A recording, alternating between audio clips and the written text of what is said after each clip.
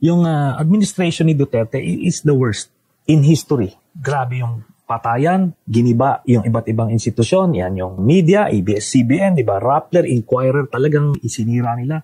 Pati yung church, in-intimidate, hinaras, may mga pareng pinatay, civil society, in-intimidate, yung political opposition, di ba, pinersecute, si Senator De Lima, without any crime, pinakulong.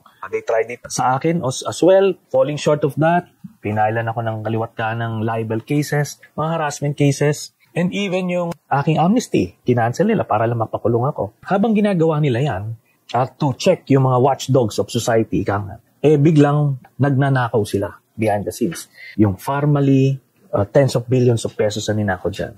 Kaakibat niyan yung pagbili ng Sinovac. Tinubuan nila yon. Yung bawat bili nila ng isang vial ng Sinovac vaccine, tinubuan ng 2,000 piso. 50 million vials ang bilhin natin. So with just one deal, 100 billion pesos ang kinita. Itong grupo rin nila Duterte, nila Michael Yang, the same people. Tapos ito yung sa DPWH, sa Customs, BIR, iba't ibang sindikato ang tinayo. Kaya so much worse. Kasi noong time na yun, centralized kina Bongo Duterte. Sila yung nagnanakaw. Yung kay Pulong, biro mo, 51 billion pesos in one district.